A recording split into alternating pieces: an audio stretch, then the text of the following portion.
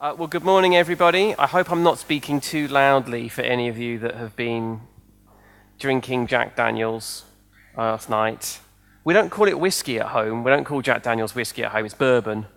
That's what we do. We don't call it whiskey. Whiskey's a different thing as far as we're concerned, but I'm glad some of you had fun. I suspect the people that had the most fun are probably not here right now. We'll probably still find them asleep upstairs somewhere. But thanks for getting up early to see my keynote. This is my last talk today of the weekend. And unfortunately, I'm getting on a plane after this, but I will hang around afterwards for questions.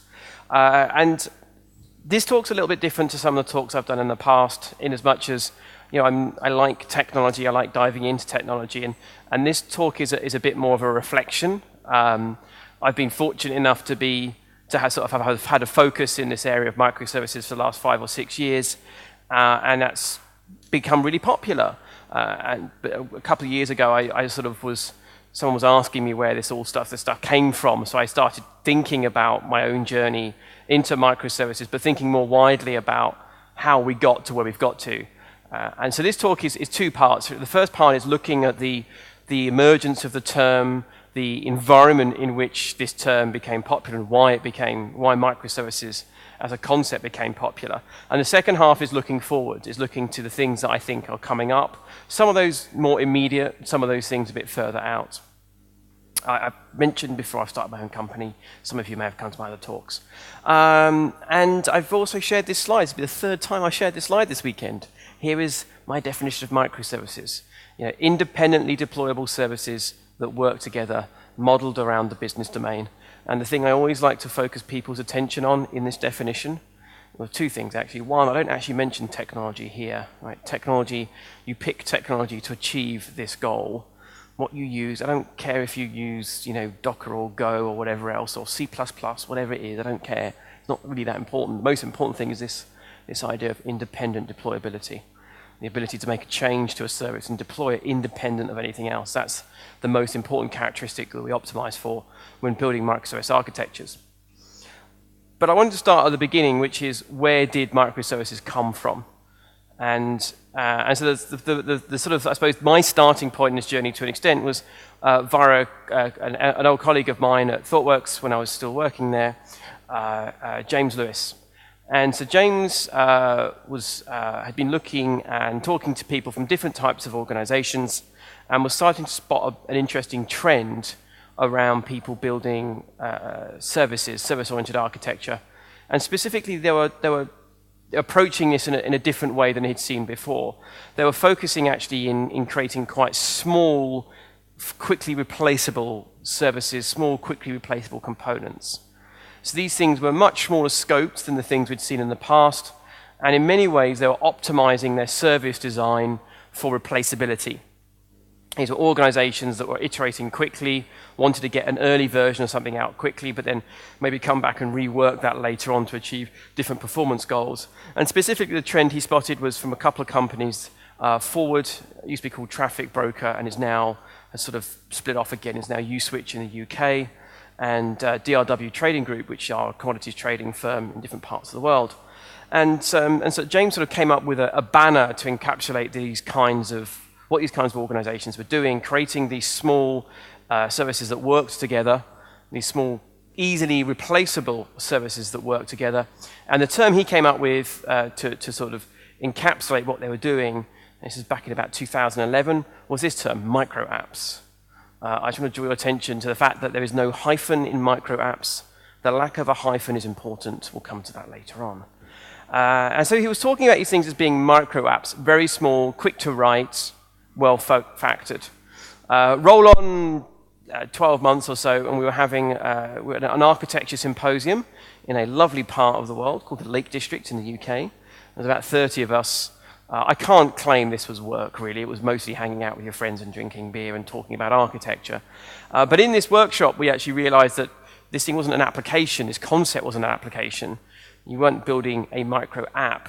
Your applications were often not micro. Your application was actually consistent of lots of independent parts. And so it was in one particular session, we went from calling these things micro apps to microservices. And we felt very pleased with ourselves. We've invented a new term. Didn't realize how important this term was going to become back then. I want to draw attention to the fact there is still No hyphen. There was no hyphen involved here whatsoever. And as we can see, you know, if we look at Google Trends, which is obviously a completely scientifically rigorous means of assessing how important any idea is and how successful you are, we can see clearly a lovely growth curve back in 2012 to 2017. That was actually about 3 months ago I screen capped this. So obviously a big increase, scientifically justifying my life's work, right? There in one graph, this can be on my gravestone now. I helped achieve that. We ignore the dip at the end. The dip at the end is not important. You've got to focus on the important stuff, which is that clearly this is the best thing ever. My own book came out in 2015. It feels like a lot longer ago, and yet it's, you know, also actually quite recent. Again, no hyphen in the term microservices. I do go on a bit about hyphens because it still comes up. I hoped that I would kill off the hyphen in microservices by getting the first book out there. Hasn't quite worked out, but just, you know, if you see a hyphen, just say no. It's like what the kids do with drugs. Just say no, no hyphen. Right. So we were quite pleased with ourselves. We'd sort of spotted a different type of service-oriented architecture. We'd named this trend. We had a whole group of people now talking about this stuff. We're starting to get books out, talking about, you know, looking at new tools and technologies to help microservices. And then, you know, this is great. And then started coming across the fact that we hadn't actually come up with this brand new term that had been around before. Some people wanted to really draw attention to the fact that what we were talking about was not new in the slightest. So there was this post from someone from the OSGI space saying, we've been doing microservices since 1998 on OSGI, which I take issue with because I think the definition of a microservice as being a module deployed on a monolith isn't a service, but that's a different question, really, entirely. But the idea here being you define things as independently deployable modules, which was always what OSGI has been trying to achieve, and unfortunately is always going to be hampered by the nature of what OSGI is, which is a library trying to impart a full module system into a runtime that isn't built with that in mind. We might come back to this idea of Java and modularity a bit later on. So I started casting my net, well, if they've been doing it since 1998, what else have I been missing? Whether or not I think it's true or not, which it isn't, but we can go further back. We can go all the way back to 2008, people talking about microspace services, clearly a very different thing, because it's microspace services, not microservices. This is from 2008. We can go further back, indeed, to one of, I think, a vendor that we all associate with really lightweight, easy-to-use, developer-friendly software that just brings joys to all developers. I am, of course, talking about BEA and WebLogic. So, obviously, lightweight, nice, supple framework. And here they are talking, this is 2006, talking about their own microservice architecture in terms of what they see as the vision for their product set. Here we go. SOA 360 details, hard details. Weirdly, hard details of SOA 360 were lacking. Who would have thought a press release from a vendor would be vague on details? But it will use a number of key protocols and standards. This is what we always associate, isn't it, with microservices? Lots of really big, heavyweight standards like OSGI, SOAP, WSDL, SAML. Oh, it makes you feel great, doesn't it? Well, you know, just gets the blood flowing in the morning. Oh, I'm going to get to work and roll around in all the SOAP and the WSDL, and it's going to be fantastic. And in many ways, what microservices are was sort of a rejection of some of these ideas. You know, we do need to talk about what service-oriented architecture is in this context. Microservices is a form of service-oriented architecture. They're not different. It's just a different way of approaching service-oriented architecture, one that has tried to step aside from some of the focus in the past on standards and technology and instead talk about characteristics and outcome. Many organizations that people would recognize as being poster children for the microservices movement, if you can call it that, openly refer to their architectures as being service-oriented before we had the term microservices. You know, Netflix would refer to their architecture as being service-oriented architecture, and specifically Agent Cockcroft talks about it as being fine-grained service-oriented architecture. Organizations like Google as well their architecture was service-oriented before it was microservice-oriented architecture. The sort of germ of the phrase service-oriented architecture has been around with us for a long time as well. The original paper from Gartner is back in 1996, but the term was certainly being used before that. And is often the case when we come up with a term, it was a term to define something we were already doing, which is building systems out of interconnected processes that talk to each other over networks. Fundamentally, that's what the whole banner idea of service-oriented architecture is. You don't have to take my word for it. If you want to part with $95, you can read the 1996 PDF from Gartner. One thinks at a certain point they should just give this stuff away for free, but then, where would be the fun in that? And this is, I think, part of the reason that people want to see service-oriented architecture and microservices as being different is because so many people have had sort of not great experiences of implementing or inheriting service-oriented architecture implementations. As I mentioned, this has often been, I think, because we were fixated with different things at the time. When SOA first emerged, we started looking at service-oriented architecture through the lens of what was called web services. Web services as embodied by things like SOAP, which came out of Microsoft primarily, which was an extension in turn of XML RPC. So, this idea that we can have sort of a standards that define protocols. We can then commoditize software to implement those protocols. We can just buy things off the shelf. And that always works well, doesn't it? We just buy these things off the shelf, we just plug them together like Lego bricks, and it's all going to be fine. It's always interesting to me that when you look at the protocol of a Lego brick, it's actually very, very, very straightforward. And yet the protocols we come up with for these things are always very complicated. So this was 1998 when SOAP first came out. We had to wait 8 years until we had the SOAP film that really told us about the sheer horror of working with that particular specification. I was fortunate enough to live in Australia for many years. In Australia, the wildlife will kill you, and indeed, snakes will actually attack your plane. This is real footage of a plane in flight. This is a Qantas Link prop, I think, flying to Canberra, and that there is a snake latched onto the side of the plane. So if you do come over to one of my adopted country, bring some snake repellent and fly very, very high in your planes. This was a problematic thing for developers, because the idea behind SOAP and the WS star standards were that this was going to make our lives easier. This idea, you've probably heard this idea of commodity, this idea of the things that aren't special for you are things you should be able to buy and just get off the shelf. So we had a whole load of standards emerging over things like authorization, for example, that sort of fell under this banner of WS star. We'd have lots of different libraries that would implement different facets of this stuff. And the idea was it was going to make us more productive. It was going to help. Instead, what actually happened is we started referring to these things as WS Death Star. And it's like, oh my God, I've got to use Axis to connect my Crossfire SOAP matrix thing. And then I've got to talk about envelopes and why, when a SOAP endpoint errors, do I get a 200 OK return code from HTTP? And what's wrong with the world? And won't somebody please think of the children? This is just a small subset, and this literally is a small subset of the WS star standards that are out there. And the unfortunate thing is, we look at this and we react strongly against it, because this is like horrifying to us. And yet there is some really great work that was done inside that. There was also an awful lot of fluff that was generated more. I think these were not necessarily standards that were emerging from best practice.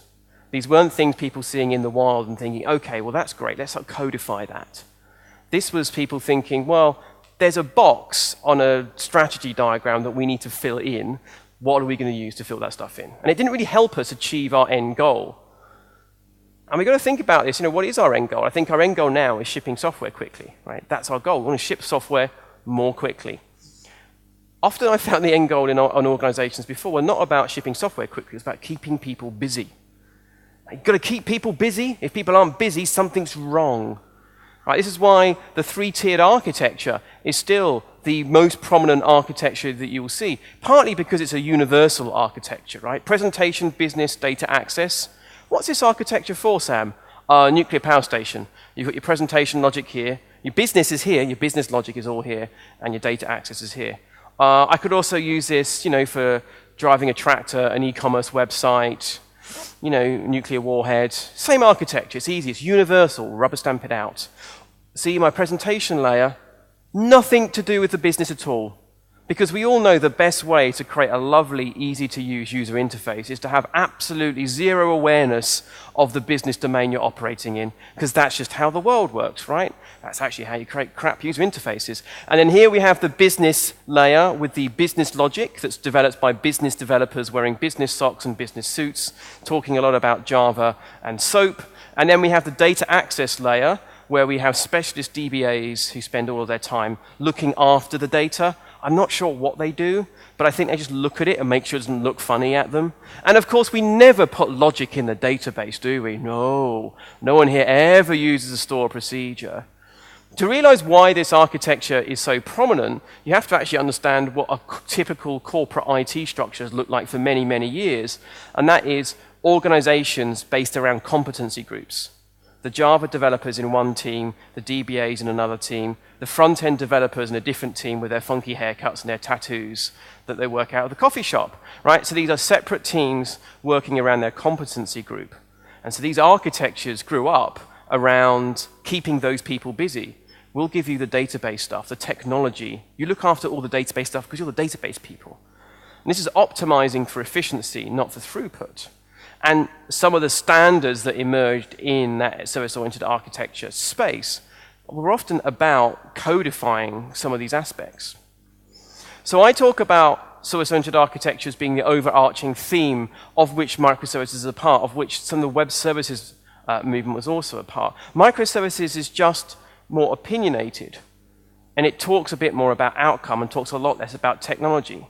The thing we talk about a lot more with microservices is independent deployability, and we talk about things being modeled around a business domain, because the outcome we are optimizing for is not reuse, as it was with sort of web service-oriented SOA implementations, where we thought, well, we'll build it once and once only, and that's how we achieve efficiency. No, with microservices, it's about time to market.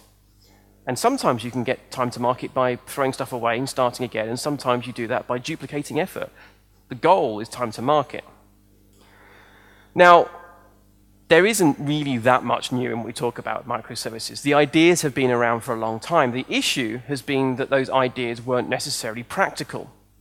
And so, although technology isn't the point of microservices, nonetheless, we get the ability to build on top of awesome technology that's been developed by a number of different people that allow us to build these sorts of architectures. Amazon Web Services was first available publicly in 2006. This was a product set, a company, a business inspired by technology that Amazon themselves had built internally for their own teams. They very early on embraced this idea of small autonomous teams, these teams being able to reduce coordination with others, to work fast, to iterate quickly. But they realized for those people, for those teams to be autonomous, they had to break away from the traditional approach of, I have to go and raise a ticket to get a machine set up for me and I wait for that person to be done. Instead, they wanted to provision the machines, the infrastructure themselves. It's not really practical, though, to have a small team that also has a dedicated ops expert in there. So they started creating higher-level abstractions that allowed you to automate infrastructure.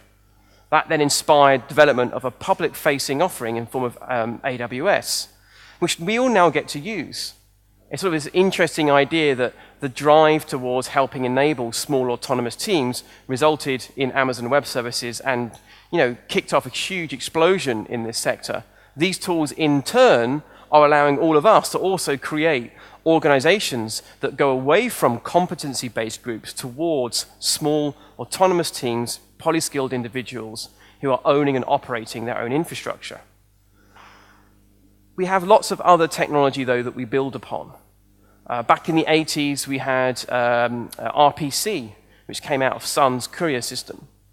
This is the first sort of system that tried to make it easy for you to make calls between services via methods. So this makes, when you run a local method, it actually executes in a remote process space. So Java RMI, .NET IIOP, Corba, some of the various different incarnations of COM and DCOM and the Microsoft stack. SOAP is a form of RPC. More frequently now we're talking instead of things like gRPC and its ilk. Technology that allows and makes it easier for us to communicate between services. And so this sort of foundational technology made the ideas behind service-oriented architecture a possibility. Some of you may also remember all of the focus around the network being the computer and all this interesting stuff from Sun at the time. It's a shame we didn't quite make all that stuff work back then, maybe a bit too early on in their learning. But we should go back even further. How many people here were born before 1975? A few people. So a few of you, I think, should have your hands up, although that could just be because of the after effects of last night. There's actually some seminal papers by David Parnass back in 71 and 72, which I thoroughly recommend reading. This paper here is especially useful on the criteria to be used in decomposing systems into modules. It's not the snappiest title in the world, but it's a fantastic paper. And so David Parnass was exploring the world of modular software, of creating a single process, a running process that itself consists of multiple modules that are assembled together. And actually looking at what was it that made those modules work. How could you build good software that you made use of these modules? We use modules very badly in most of our organizations. That's largely because most of our programming languages have very weak module concepts.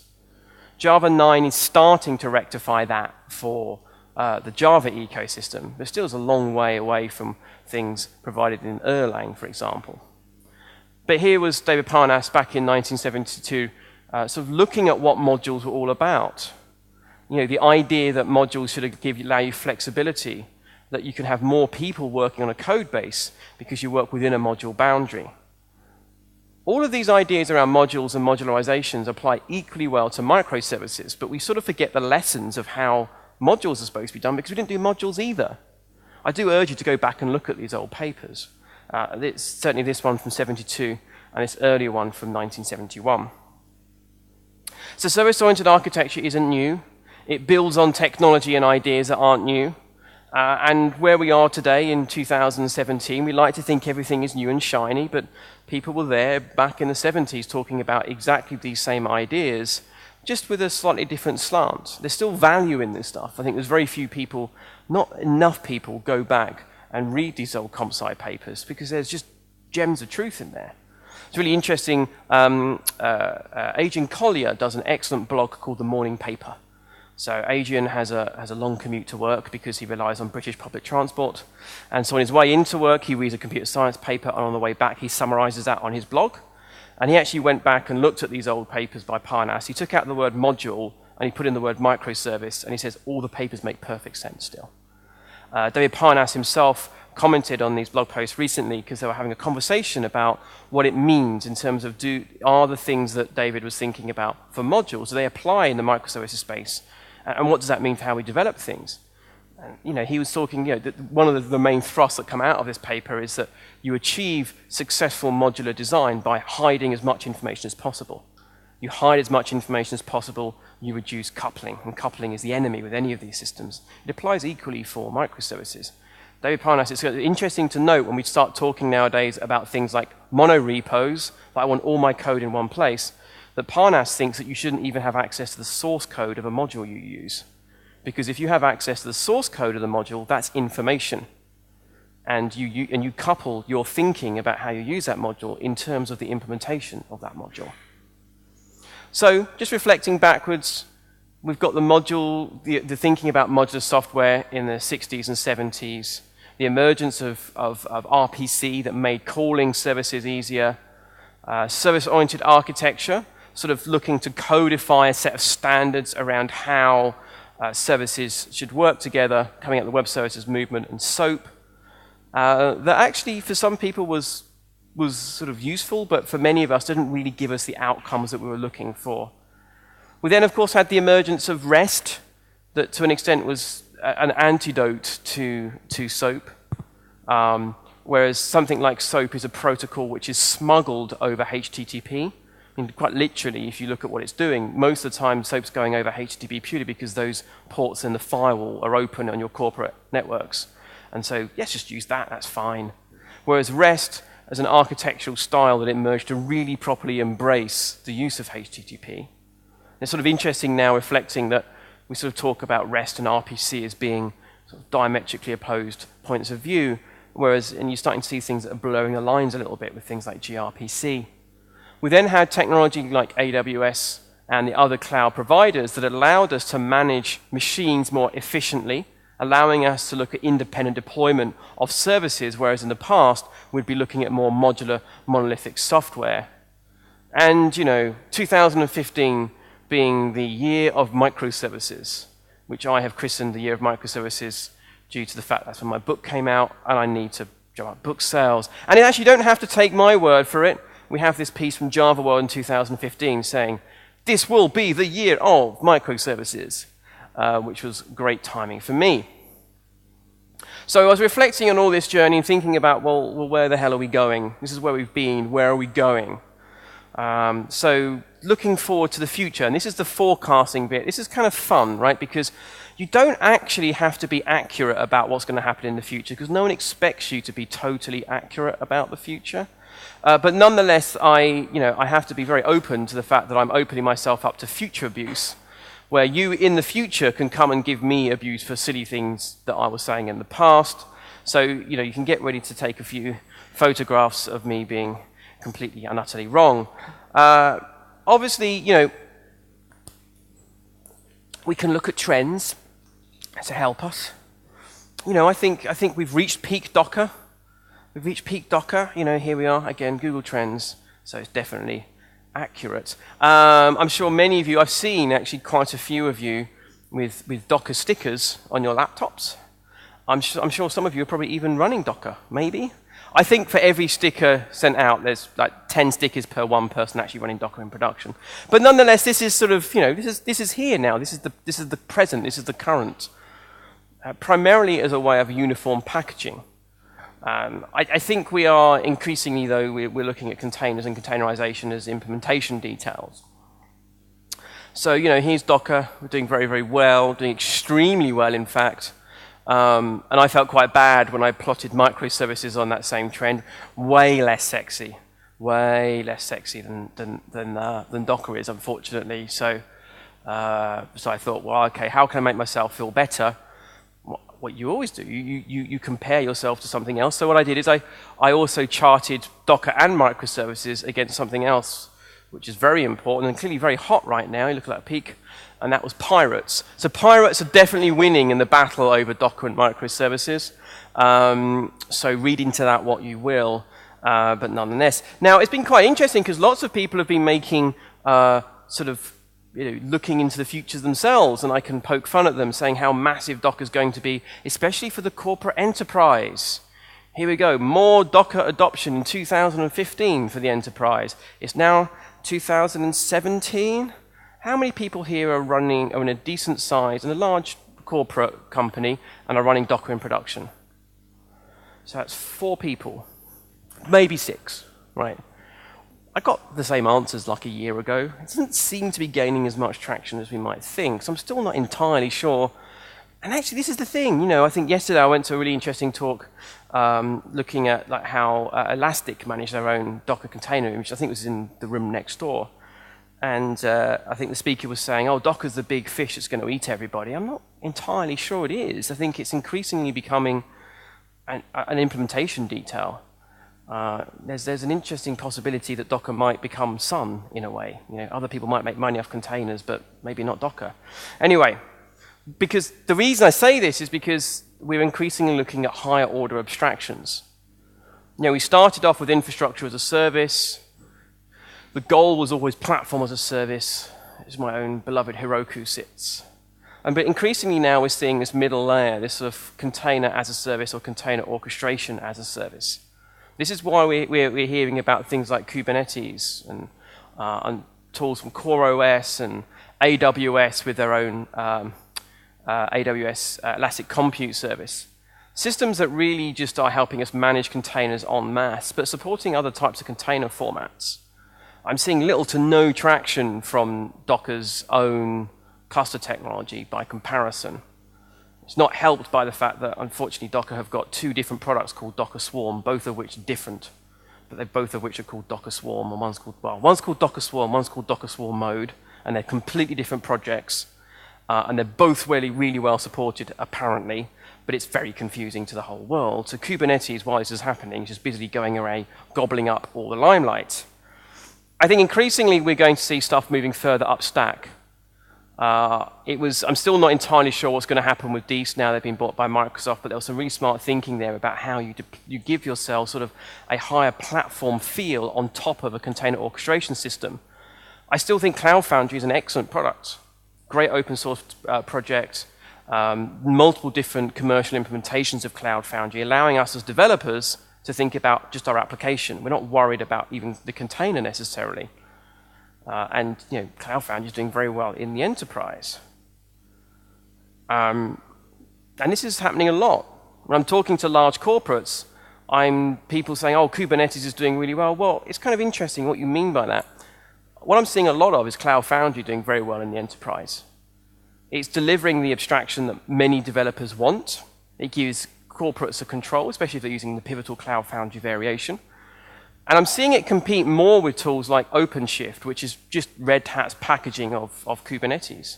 It's not vanilla Kubernetes that's making inroads into the corporates. It's these packaged forms of Kubernetes that are giving you all these corporate controls. This is still good. This is still moving the goal forward. I think Cloud Foundry will continue to grind out victory after victory in some of these spaces, but these are the two that seem to be duking it out at the moment, specifically OpenShift and the various different flavors of Cloud Foundry coming from IBM and Pivotal. Kubernetes is obviously everywhere right now. So for those of you that don't know, Kubernetes is basically it's a container orchestration system, so it manages containers over lots of machines. And it was developed using the ideas from Google. So Google have been managing containers at scale for years and years and years, well over 10 years.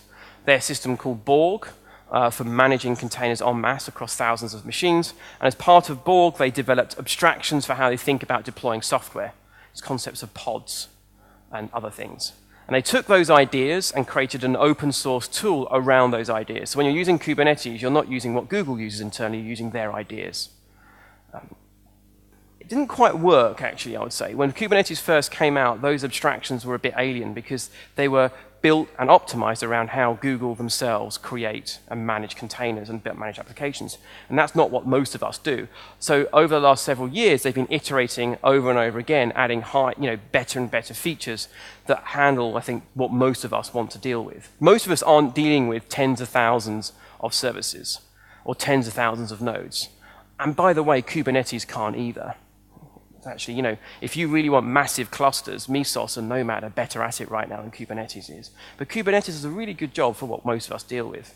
But we're seeing more higher level things built on top of Kubernetes. Kubernetes itself is adding higher order functions and abstractions, which is exhausting keeping up to date with. But there are other platforms now being built on top of Kubernetes and ECS. Who here has heard of service meshes? 1, 2 people. Okay. Service meshes are really interesting. So probably the two biggest service meshes you'll hear about at the moment are Linkerd from Buoyant and Istio. Now Istio is actually built again on things used inside Google.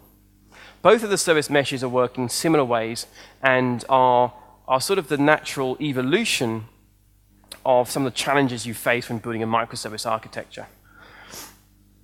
When we think about how two services talk to each other, there's lots of concerns in terms of how A talks to B. There's lots of common things that we want to do in terms of how we handle that communication, especially when we're doing point-to-point, temporally coupled, synchronous communication, like we would with HTTP. We have concerns like tracing. So some of you may have used tools like Zipkin in the past that allow you to look at the performance of an end-to-end flow of traffic to allow you to optimize your call chains. To do tracing, you need to send samples out. So the typical thing to do would be, okay, I'm going to make a call to this downstream service, so start that trace, okay, close that piece of the trace off once that call completes so I can see how long it takes. And that's stuff you have to do every time you make a call. So you start saying, okay, well, let's have a common library that we use so that whenever we make a connection, we automatically send the information we need to Zipkin. And that needs to be done at both ends as well, so you can get the full visibility of that trace. So, okay, well, we will, because we've got lots of services, we'll create a library for that. So now everyone, when they use these libraries, will automatically be doing the tracing. So you can get open source libraries like Sleuth that do this, but a lot of people roll their own.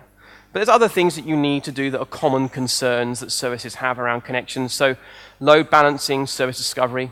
Increasingly people are doing client-side service discovery and load balancing, maybe using Eureka or Console or something, but they all require your service to look up information.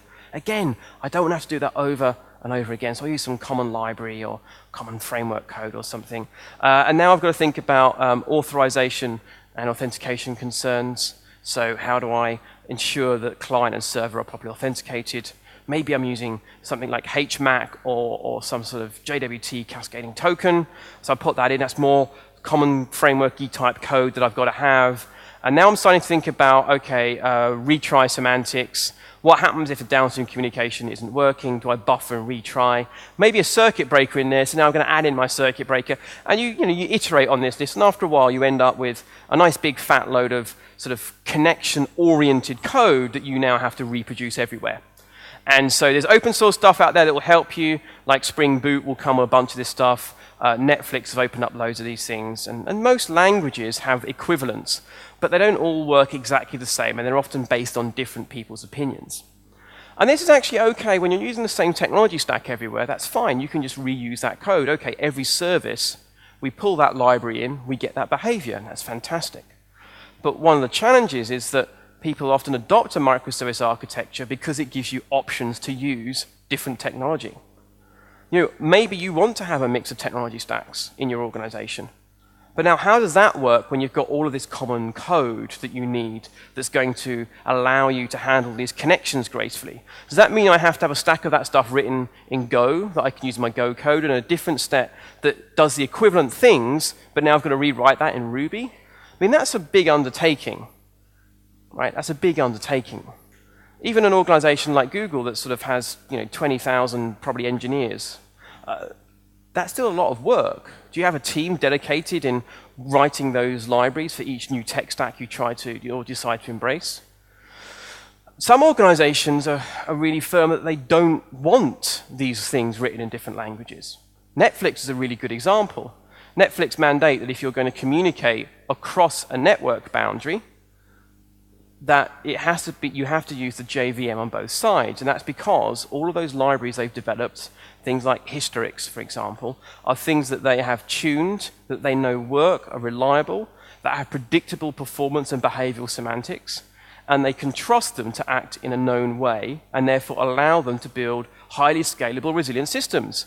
There are thousands and thousands of engineer hours of work that have gone into that stuff.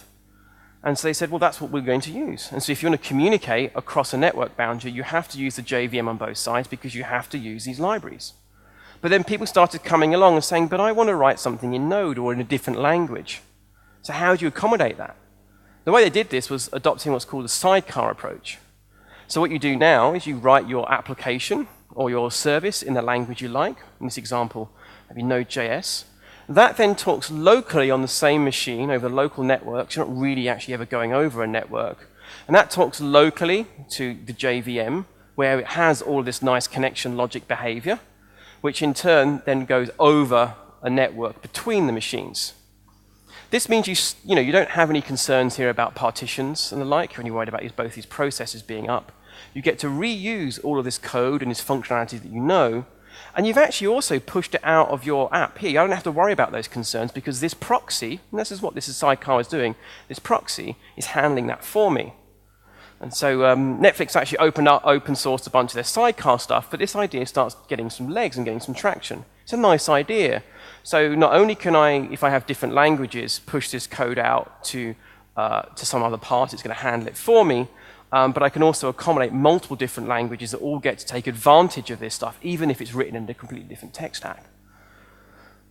What the service meshes have done is basically taken these ideas, these proxies, and added more control and a control plane on top. So now what you're thinking about is on the machine, on a single host, this might be a single Docker host, I've got my different nodes, my different services. This could be like a Kubernetes node or whatever else. And what I'll do on each node, I will have a proxy that is part of the overall service mesh. Any communication is routed via that proxy to other proxies running elsewhere on my service mesh, which in turn will route that traffic to local services. There's all kinds of funky things you can start doing with these proxies, like, only routing, if I want to talk to another service on the same, that happens to be local, you can use the proxies to route locally to make more efficient calls. You can use these service meshes to do traffic shaping, load shedding. You can start even putting, like, your service-to-service authentication mechanisms can start being done inside these service meshes. And then what you do is you stick a control plane on top that allows you to control that flow. And these things are getting really, really interesting. So if you're interested in this space, I'd say Linkerd is probably being used a bit more in anger in the industry. So there's more widespread case studies around that. So Linkerd makes use of the Finagle stack. And typically in that world, you would have one Linkerd proxy per machine. So you'd run that as a daemonized process on Kubernetes. Istio makes use of Envoy, which is a C++ proxy. It was written by Lyft. Lyft used the proxy in exactly this way. And so Istio builds tools on top to help you manage that proxy, that Envoy proxy. That's actually a much more lightweight process. And so there, actually, with Envoy, you might actually run multiple Envoy proxies per service, actually inside a pod on the same machine. Both of them worth looking at, especially if you're in a large organization, especially if you're in an organization which is in any way polyglot. Also really interesting is this movement now around observability. We've moved away from just talking about monitoring. We're now actually talking about this concept of observability. With a distributed system, it's much harder to work out what on earth is going on, right? It's like, when the system's down, the first thing you're going to ask yourself is, well, who did it? What did you do? Right? With a monolithic system, it's like you come into the drawing room, you see the dead body, and there's one suspect standing over them with a bloody hand and a big iron pipe. And it's quite easy to work out who did it. With a microservice system, you open the door and there's 500 suspects all looking a bit shifty and the dead body's on the ground, and you've got to go, what on earth happened here? So we end up in a system where we have to actually get more information and insight into our systems and how they communicate to work out what's going on. So some tools out there are really helping now. I really like Weaveworks Scope tool. This is an open source tool that lets you see the physical topology of your microservice architectures. Works on anything that uses Docker. But also tools that allow you a bit more introspection, the ability to interrogate the data you're collecting. I'm a big fan, for example, of Honeycomb, which is a tool that allows you to collect lots of different events with arbitrary cardinality and then interrogate that information. Other things that I think are really interesting, that I think are going to have huge benefits for how we think about transporting data, are new types of message broker. I'm especially interested in Kafka. Kafka is a message broker that has some really interesting behavioral semantics. Kafka is a message broker in the same way that Cassandra is a database, which is to say that Cassandra definitely is a database, but it's also not like Postgres or MySQL or anything else. Kafka has a couple of interesting properties. First, it's high volume, and high volume in a couple of different ways. It can handle large amounts of data, but it also allows you to run sort of a efficient large numbers of topics in a multi-tenant fashion. So you could run one big Kafka cluster for your whole organization, which gives you a lot of efficiency around handling these things and operating those things at scale. The thing that's really interesting for me is this idea of message permanence. Traditionally, with a message broker, once you've consumed that event, that message on the broker gets rid of that event because it doesn't want to hold on to it, because traditional message brokers, the more messages they hold, the more you get concerned about how they're going to behave over time.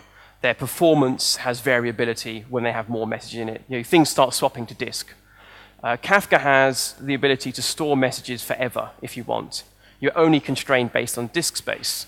This opens up interesting possibilities in terms of how you think about data and where your source of truth is. Your source of truth now doesn't have to be your database, which is often just a projection of those events. Your source of truth can now be that permanent set of events. And it's sort of really inverting the way we think about handling data. I'll skip forward a little bit. If you're interested in those ideas about how we think about sharing data and where I think this stuff is going, and this is really actually taking the ideas of event sourcing and using brokers like Kafka as part of an event sourcing solution, I can thoroughly recommend a set of posts by Ben Stopford over on the Confluent blog.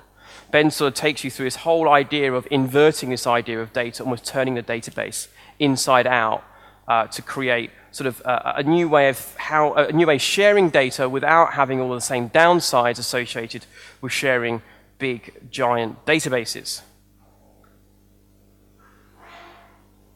I should, of course, also reflect on this serverless. Serverless, as I touched on yesterday, if any of you came to my talk on this, I think serverless is really just a new word for an old idea, which is giving us abstractions that hide the detail from us. Why should I have to worry about a machine? I should just put my application on it, and the underlying platform should work out how to scale it, how to make that stuff resilient. We've got all kinds of awesome services out there, functions as a service, backends as a service, serverless building blocks that allow us to assemble our application in a way where we're not worried about how many CPUs I've got to handle, how much memory I need. I'm pushing those concerns off onto a platform that hopefully is going to understand what my system needs. I go into that in a lot more detail in my talk, Confusion in the Land of the Serverless. It was recorded yesterday, but you can also get a version of that available up now on the internets. This stuff, this move towards more serverless type platforms, is exactly why I think we're talking a lot. We won't be talking much about Kubernetes in several years from now. Containers increasingly are just an implementation detail. They are going to be something that is used 2 or 3 levels below the abstraction layer where we're operating. We're going to see platforms built on top of Kubernetes, and maybe your enterprise ops person deals with it, but no one else will be. Finally, I really like Erlang. Erlang has one of the most wonderful module systems going. The ability to actually deploy a brand new version of a module, drop that, hot deploy that into a runtime alongside the old version, and having the runtime itself handle slicing that traffic and draining traffic out of one version, swapping the other one out. It's a fantastic runtime. Erlang, there's a running joke that every microservice architecture contains a half-broken implementation of Erlang, which I think is pretty true. Java, I was really hopeful that the module system in Java was finally going to close the gap. It seems like we're still waiting. Right, the JSR process, which has given us the modules in Java 9, is a sort of a pale imitation of what Jigsaw was going to look like overall. I'm still sort of hopeful that one day we'll actually really get hot deployment and properly versioned managed modules in Java, which might actually have us coming back on ourselves. Rather than separate JVMs per process, we may actually be able to go back to the world of running one JVM per machine with multiple separate deployable services running on that single JVM. The problem is, we could be waiting a very long time. I think 2020 might be optimistic for that, given how long the process has taken so far. So the future is containers that you won't really care about, Kubernetes, although you won't see it, and serverless, even though there are servers, but you won't see them. And I've almost certainly got a whole bunch of other things wrong, and I didn't mean to do that at all. But I hope this has been useful. I hope in years to come you'll come back and tell me I was completely wrong and that service meshes were a terrible idea and that Kafka is stupid and that everybody is sending messages via carrier pigeon or something else in the future. It might happen. The year's not been going very well, has it? Let's all be honest about that. If you want to know more about my thoughts on microservices, you can read my book, or you can come pester me afterwards. But thank you very much for your time.